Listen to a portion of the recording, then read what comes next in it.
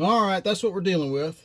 So enshrouded in that piece of fiberglass there is a nice rotten piece of wood. So I've disconnected the hood popping cable there. It was screwed into that wood, but that whole block is pretty much rotten.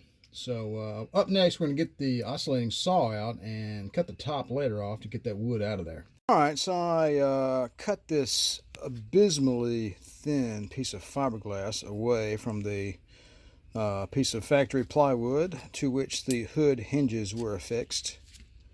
And that is like really thin. That's not even cloth, that's just cheap mat.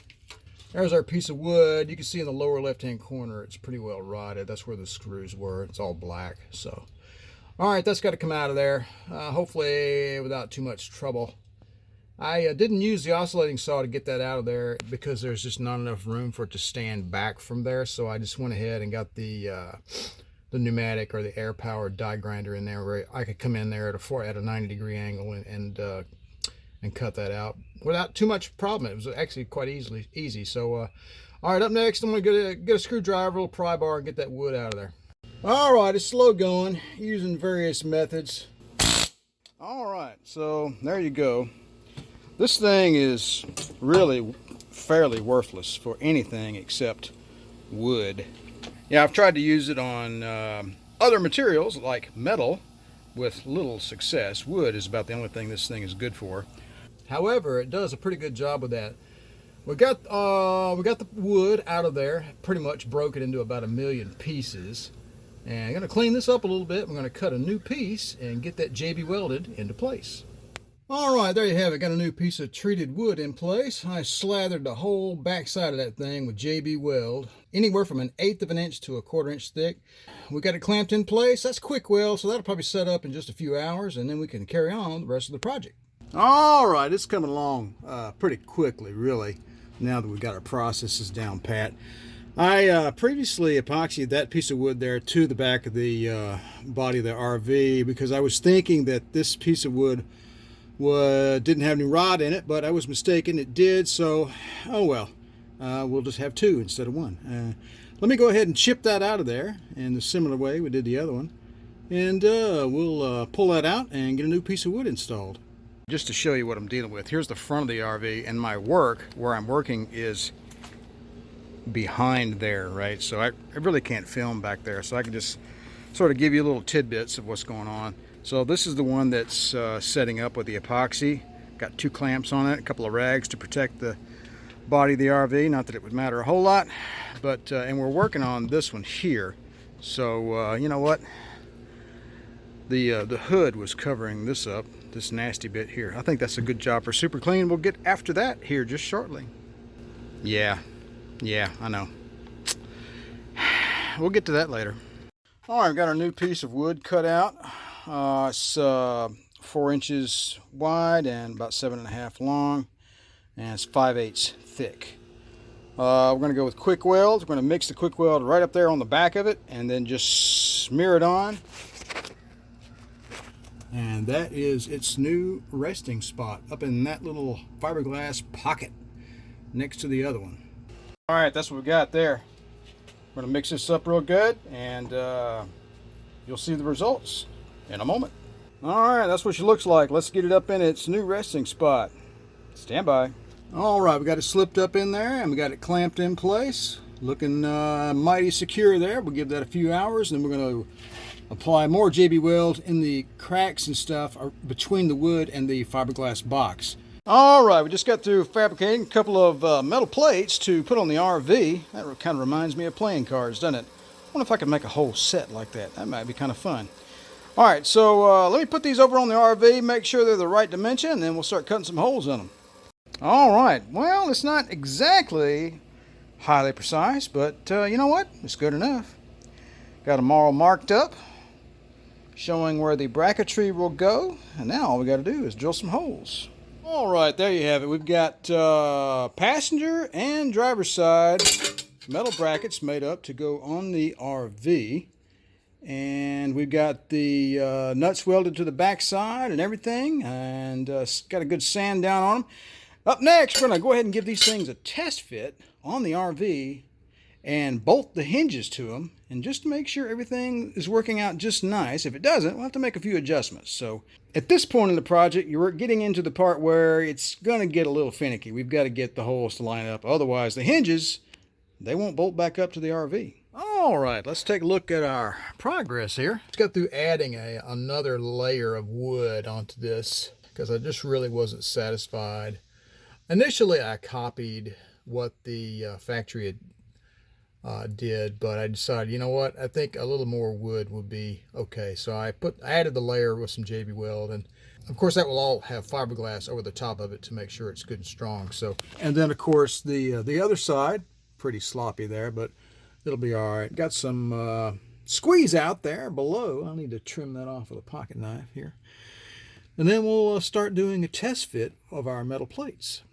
All right, so we've been doing a lot of test fitting. I've got the metal plate just tacked in place up there with a couple of bolts.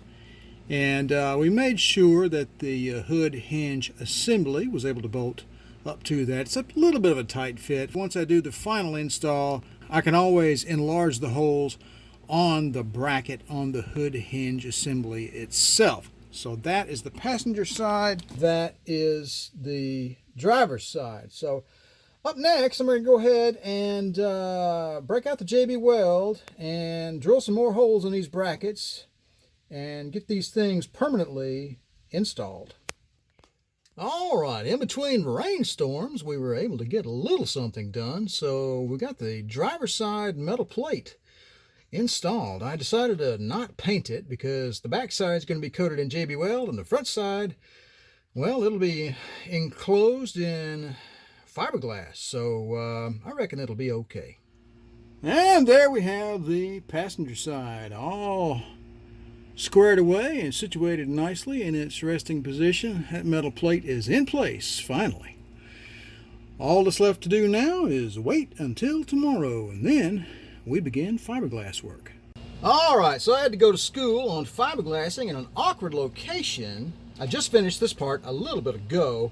That's the first layer. I'm probably going to do one more layer and then we'll call it a day for that side. So ultimately I decided that you should do small patches and you should wet them first on a surface such as a spare board like that before applying them to your already primed surface. When I say primed, I mean applying a little bit of resin onto your work surface first, and then wet the little bitty patch, and then place it up there and tuck it away. And then once you got all your patches on there, and then you can use your brush and tighten it down. And I just got through doing that one. It doesn't look as good, but then again, I'm still new at this, so this side here will get 2 or 3 coats as well. All right, in every restorative type repair, there's a certain line you have to draw, and I've drawn it. I am done. We are ready to bolt our hood hinges to this RV. All right, been sweating bullets about this step here, to be honest with you. It's time to bolt this old hood up to our RV, and as you may recall, have 3 bolts on each side. Of course, you can't see these from this side. I'm doing this by myself. My helpers are all gone this weekend, so I got a little setup here to help me out. It's working out pretty well. I was really concerned about all these holes lining up, as you know, all this, it's just flexible fiberglass and wood and metal and springs and you name it. So it's, plus the geometry is such that the hood is a curved affair. And then of course the wood, the flatness of the wood follows the tangent of the curve. So if you don't know what that means, go read up on your trigonometry. And these angle brackets are bent in a slight way to match that, I guess, alignment of the hood. So believe it or not, I've got all 6 bolts started, and I was floored by that. Up next, I'm going to get the old electric wrench out and tighten these guys down and see if my hood aligns. Cross your fingers. Let's see what happens. All right, several days have passed, and I have had the hood on and off of the RV several times. Bottom line is the hood sits too low on the RV, and the reason for this is that the holes on the hood are a little too far up which translates into the bracketry holding the hood in a downward position. Anyway, you get the point. So I had copied the locations of the holes that were already there. I did that accurately. However, those holes were, I think, new holes made by the previous owner to get the hood to just stay on the RV. So the real holes were probably a half an inch higher or lower, I forget which, but it doesn't really matter. Bottom line is these are slightly out of factory spec. So what does that mean? The hood sits too low. It won't fit in the channel properly and it won't latch properly. However, it will bolt on. Just needs a little tweaking to get it to latch properly. So what I've done in order to move the, let me turn the light on here. So in order to move the whole hinge assembly, the whole hood assembly upward, I am going to take the entire hinge assembly and move it upward on the RV. What does that mean? That means elongating the bolt holes downward. Okay, that's down. So I did about a half an inch. So these holes were up here, and I ground out this portion about a half inch down. Cut another little tiny little piece of sheet metal and stuck it right here and welded it into place there. And I just got through welding that up. I need to grind that down so it looks halfway decent. The looks of it really doesn't concern me. It's going to be hidden underneath the front of the RV and no one will ever see it. Unless they take it apart again and go, look at the crazy crap this guy did. All right, let me get this cleaned up and then hopefully get some paint on it and we'll get it back on the RV and see if this thing fits together properly. All right, folks, well, there you have it. Hood is back on the RV and all tucked away. I'm not going to lie to you. It was pretty fiddly. As the British are fond of saying, it was a bit of a faff. As a matter of fact, it's probably the biggest faff anyone has ever run across. So, long story short, we had the hood on and off of the RV several times to make adjustments. The adjustments were made on the hinge brackets themselves, and then ultimately the latch, the metal piece that is on the back of the hood that engages with the pin on the RV.